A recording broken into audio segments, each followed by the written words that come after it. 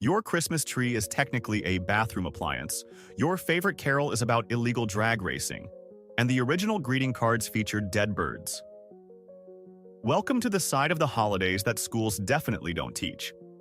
We are counting down 33 of the most unhinged, illegal, and downright bizarre facts in Christmas history that prove our ancestors were absolutely out of their minds.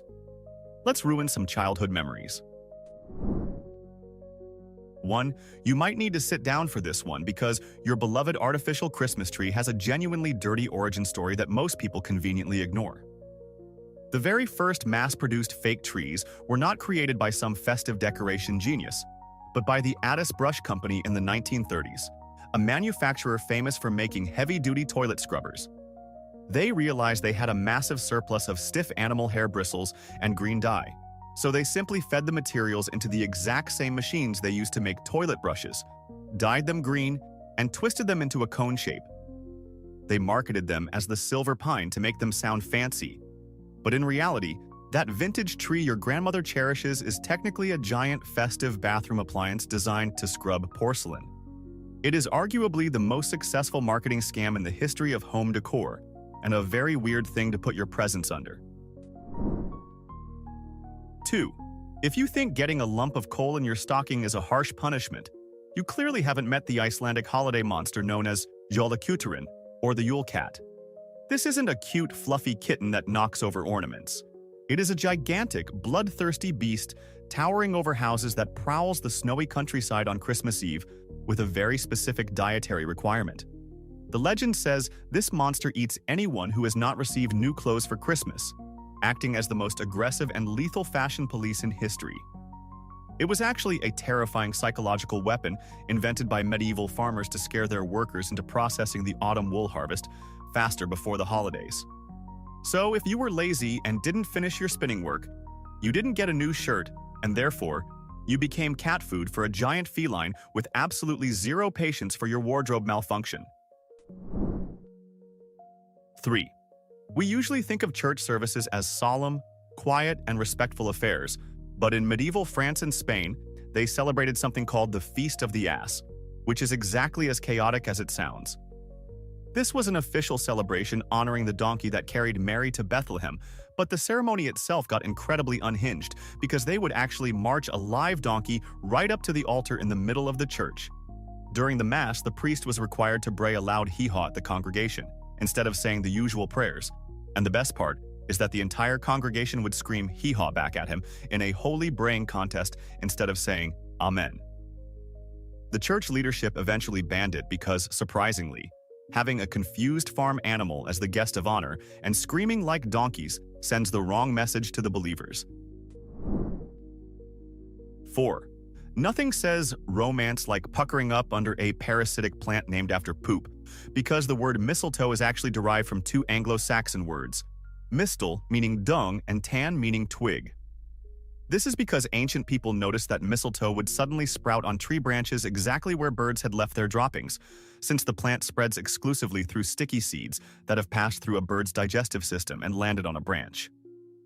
So, when you are trying to steal a romantic kiss at a Christmas party, just remember that you are standing underneath a biological monument to avian excrement that is slowly strangling the tree it is attached to. Suddenly, the holiday magic feels a little less enchanting and a lot more sanitary. So maybe just stick to a firm handshake or a friendly wave next time you see that green bundle hanging from the ceiling. 5. In 1826, the cadets at the prestigious West Point Military Academy were told that alcohol was banned for the Christmas party, which turned out to be a massive tactical error by the administration that underestimated the students' desire to party. The cadets smuggled gallons of whiskey into the North Barracks to make supercharged eggnog, resulting in the infamous eggnog riot. It was absolute chaos involving sword fights, smashed windows, pistol shots fired in the hallways, and knockout brawls with superior officers who tried to stop the drunken festivities. By the morning, a third of the cadets were implicated in the mutiny, including a young Jefferson Davis, who would later become the president of the Confederacy. It turns out nothing threatens national security quite like depriving armed college kids of their holiday booze and expecting them to just go to sleep quietly. 6. If you think modern Christmas cards are boring or generic, you should see what the Victorians were sending, because their idea of holiday cheer was absolute nightmare fuel that would terrify a modern child.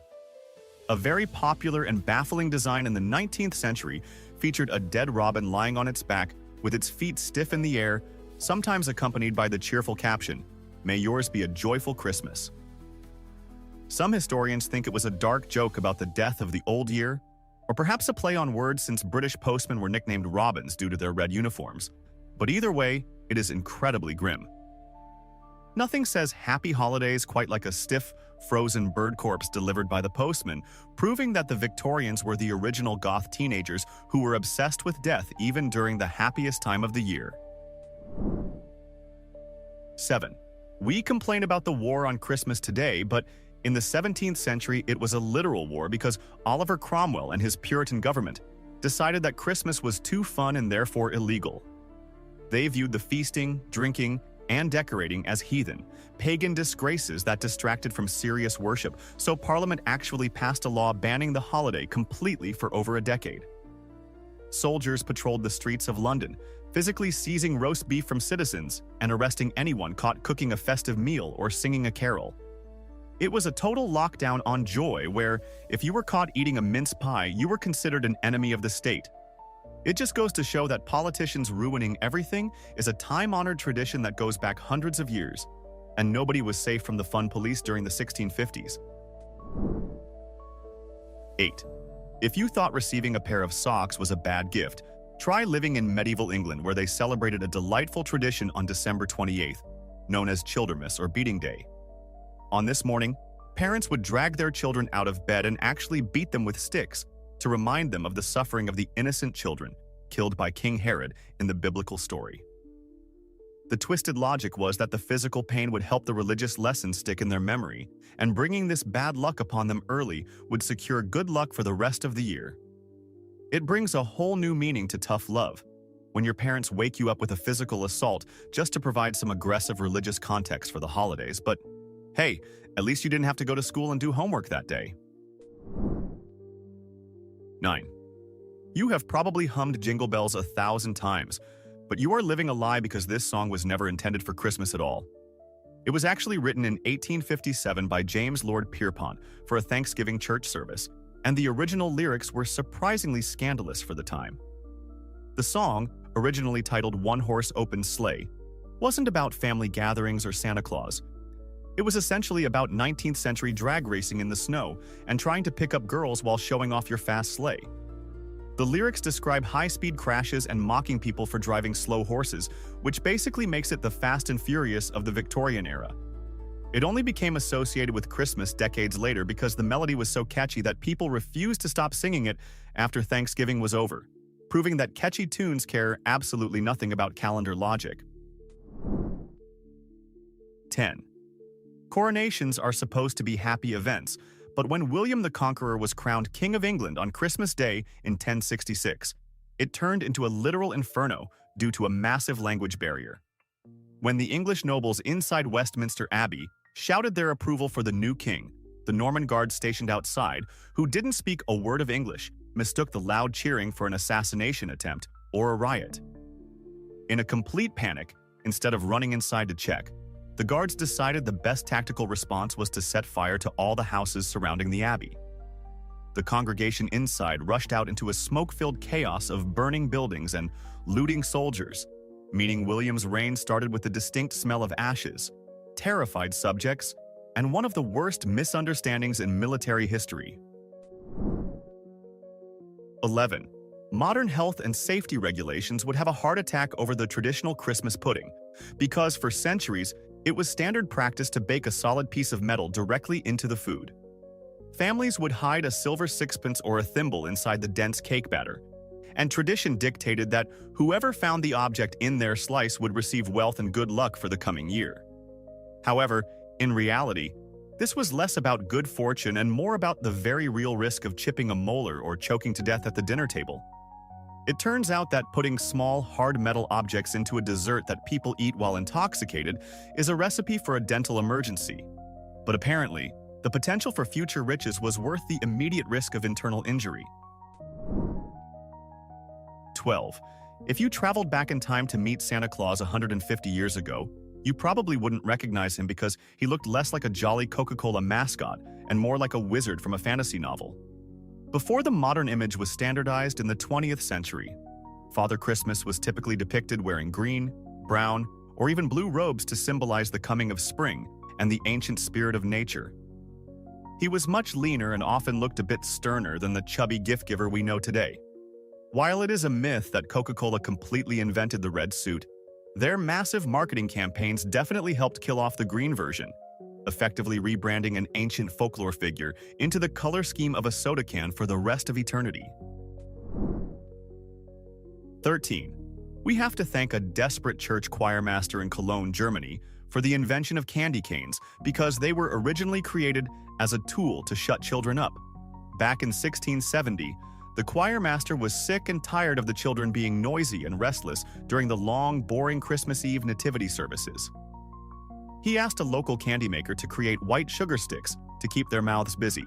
But to justify giving candy in church, he asked for them to be bent at the top to resemble a shepherd's crook. This clever marketing spin made the candy technically religious, allowing him to pacify a room full of screaming toddlers with pure sugar while pretending it was a devout teaching moment about the shepherds visiting baby Jesus. 14. If you think your office Christmas party gets wild, it has nothing on the ancient Roman festival of Saturnalia, which is the direct ancestor of many of our modern holiday traditions.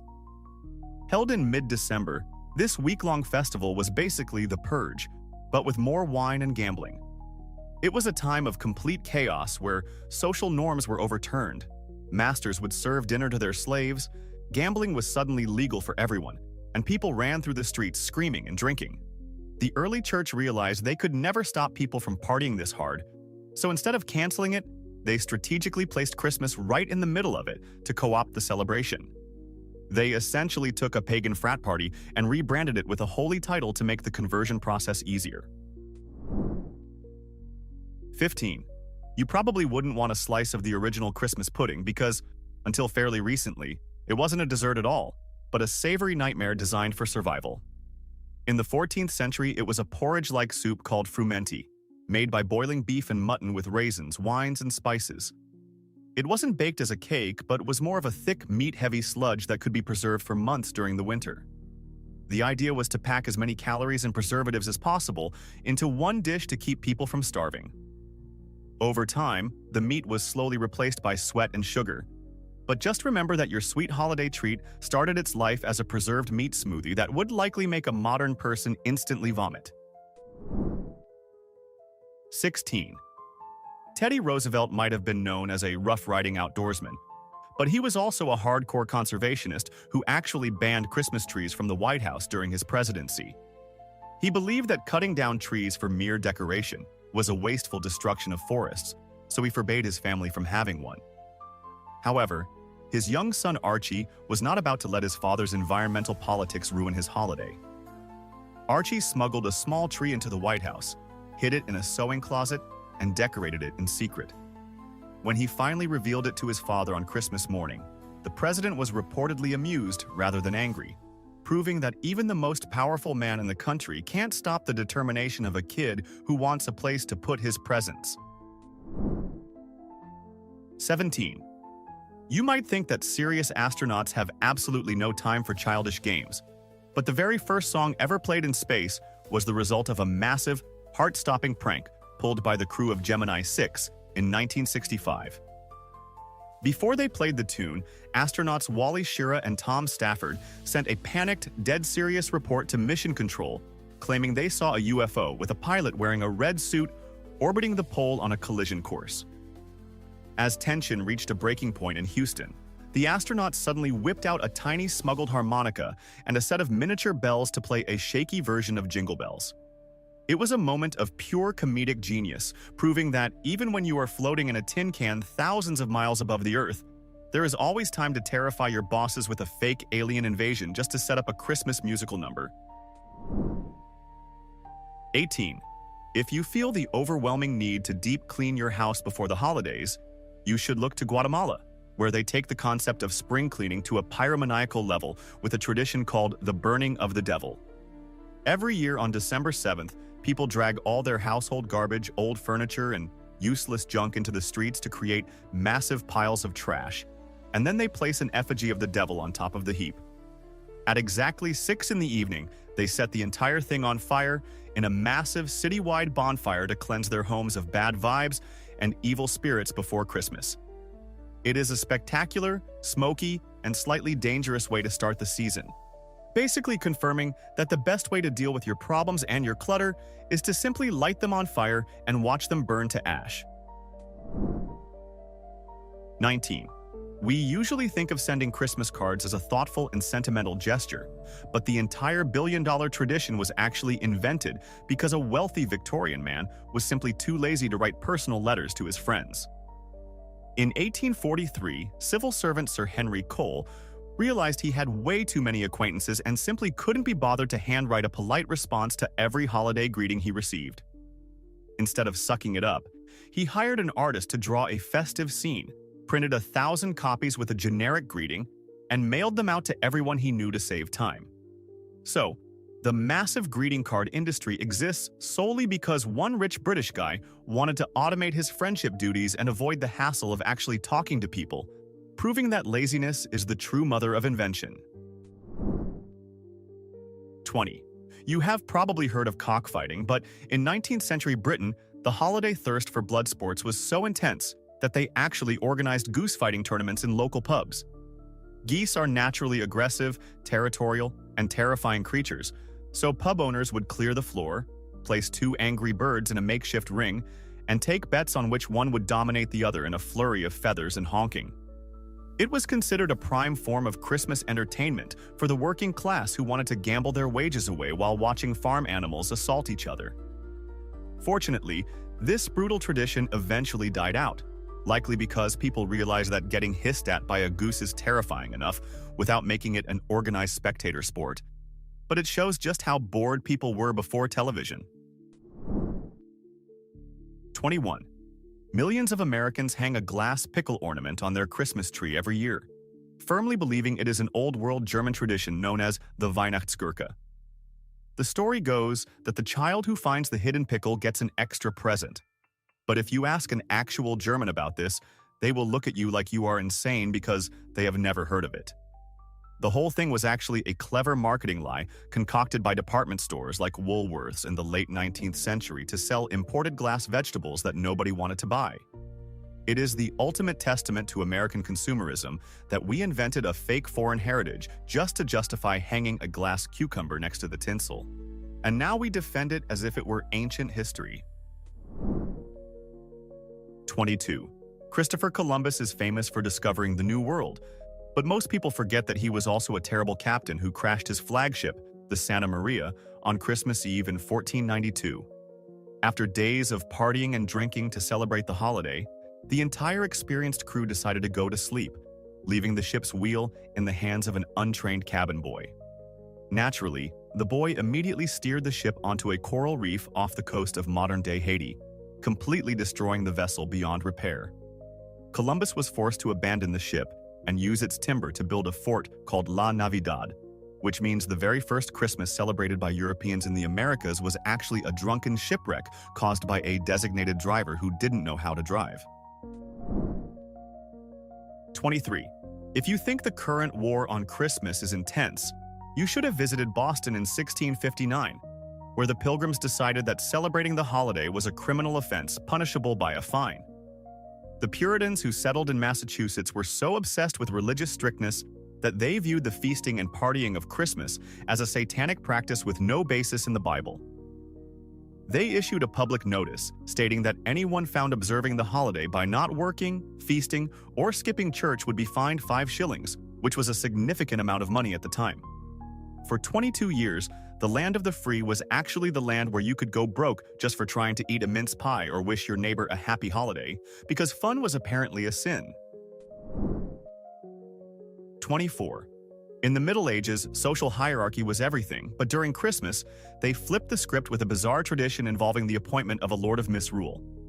This was usually a peasant or a low-ranking member of the household who was crowned as a mock king for the duration of the festivities and given absolute power to command the real nobility. the Lord of Misrule would order the masters to serve the servants, demand ridiculous pranks, and generally orchestrate a festival of drunken chaos without fear of punishment. It served as a social safety valve, allowing the oppressed lower classes to let off steam by humiliating their bosses for a few days, proving that everyone deep down enjoys seeing their manager forced to act like a fool for the sake of a party. 25. If you are American, you might think Boxing Day involves Mike Tyson or a clearance sale fight, but it actually has nothing to do with fighting and everything to do with social class. In Britain, servants were required to work on Christmas Day to serve their masters elaborate dinners, meaning they couldn't see their own families. The next day, the guilt-ridden masters would give them a day off and hand them a Christmas box, containing leftovers, small gifts, and occasionally a bonus coin. So this holiday essentially started as a way for rich people to offload their old turkey and stale pudding onto their employees while patting themselves on the back for their generosity. It is basically a national holiday dedicated to the concept of the re-gifting of scraps from the rich man's table. 26. The Christmas tree at Rockefeller Center is now a worldwide symbol of holiday luxury and glamour.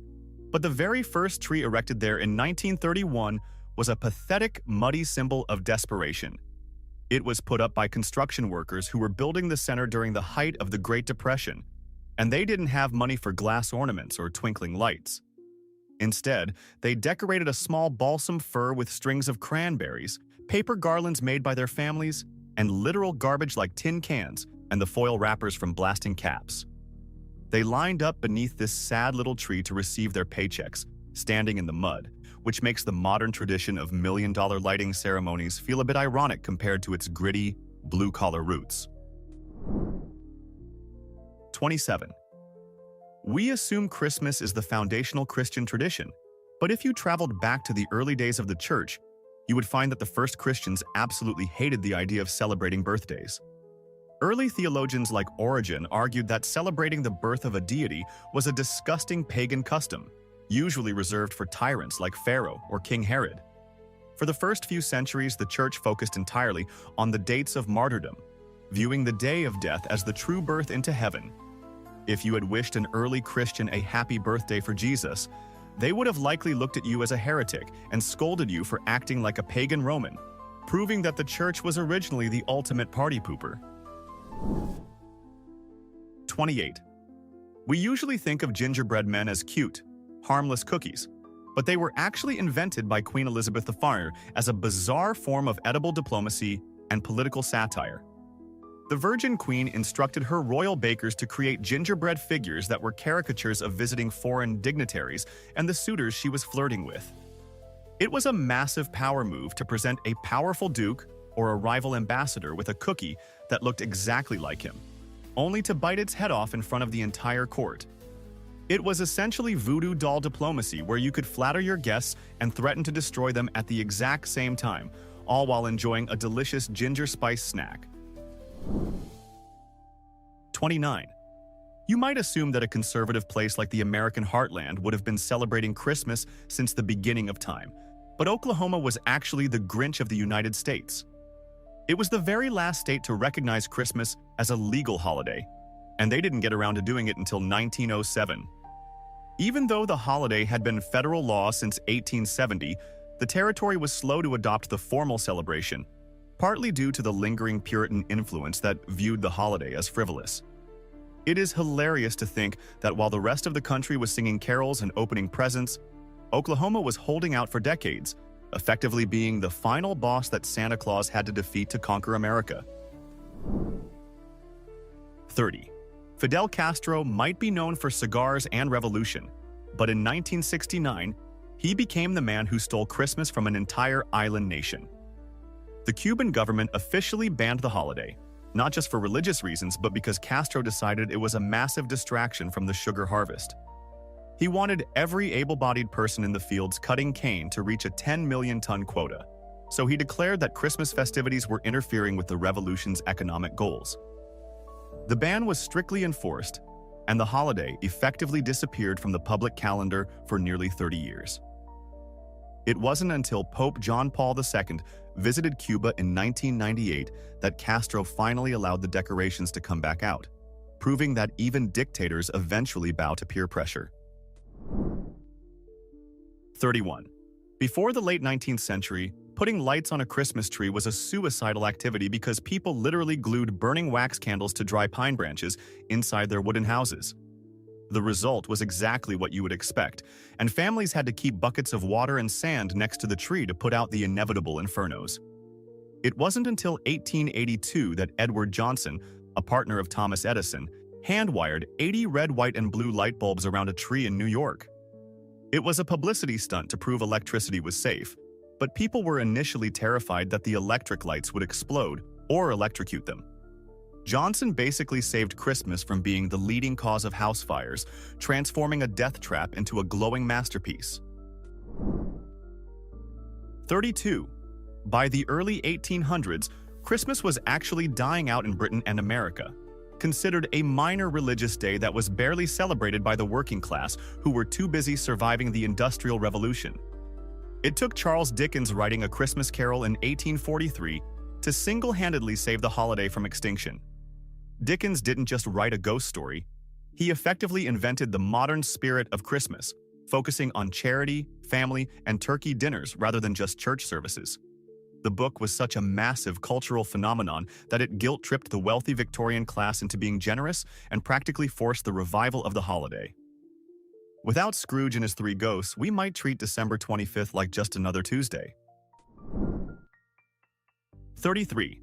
You might think the idea of enemies pausing a global war to play soccer is a cheesy Hollywood myth, but in 1914, the Christmas truce actually happened, and it remains the most surreal moment in military history. On the frozen battlefields of World War I, amidst the mud and machine gun fire, German soldiers suddenly started singing Silent Night and holding up small Christmas trees above the trenches. Instead of shooting them, the British soldiers sang back, and slowly thousands of men defied direct orders and climbed out into no man's land. They exchanged cigarettes, shared pudding, and literally played soccer games on the exact ground where they had been killing each other hours before. It was a spontaneous outbreak of humanity that absolutely terrified the generals, who immediately ordered heavy artillery barrages the next day to ensure the soldiers remembered they were supposed to hate each other, proving that peace is the only thing the military fears more than the enemy. We just covered 33 reasons why history was a fever dream, but I know the internet is a darker place than any history book. So I am challenging you in the comments. What is a disturbing or obscure holiday fact that was actually too dark or too weird, even for this list? I want to see if you can shock me. Subscribe right now if you want to keep destroying your ignorance, and like this video if you are grateful you aren't eating a preserved meat smoothie for dinner.